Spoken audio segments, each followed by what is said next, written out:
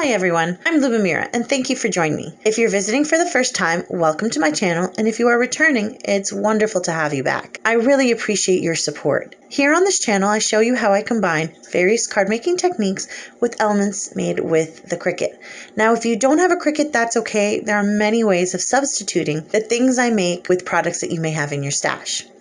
This video shows you how I create a stencil using Cricut Design Space. If you're interested in the card tutorial and how I used this stencil, you can find a link to that video in the description below. Creating stencils is really easy. Essentially, all you are going to be doing is slicing one image into another and then removing the slice. To begin, I make my stencil 5.5 inches by 5.5 inches. This is plenty of room for making most projects, especially cards, but really you can make the stencil as big as you want. You are only limited by the mat, perimeters, and your material. Today I want to create a stencil with polka dots or bubbles. As it progresses, it's going to start looking like a piece of Swiss cheese. I insert 3 circles of different sizes. I'm making mine in quarter intervals, starting with 0.75, then 0.5, and finally 0.25. I arrange them next to each other in clusters with no particular order and then weld them together. These are going to be my slicing shapes, and I use 3 rather than 1, so I fill the area quicker. You could also use more, but 3 is a nice number to control. Before slicing, I change the color of my circles so I can see them better. I place my welded circles onto the square, select both the square and the circles, and then slice. Once I slice, I can delete the newly formed circles, keeping my square and the original circles. Now each time I slice, the original square will be brought to the front of my project. To make deleting easier, I send the square to the back and then delete the unnecessary parts. I have to do this every time after I slice. I move around my square, slicing the circles in, then deleting them.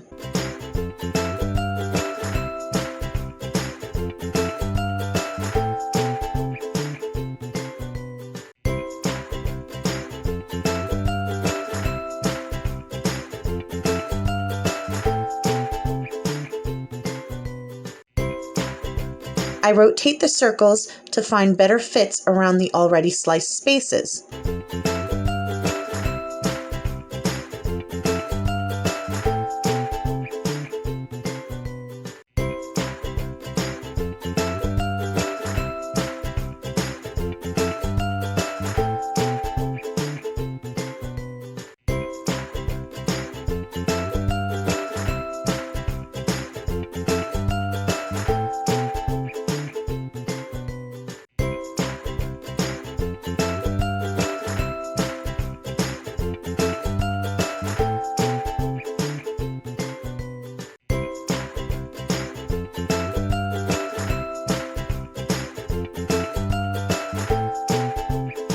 When I come to an edge, before slicing, I duplicate my circles and place one set of them to the side. The reason for this is when you slice into the edge, not only are you slicing the dots into the square, but the square edge into the circle. Once you do that, just delete the unneeded shapes and grab the duplicated circles from the side to continue.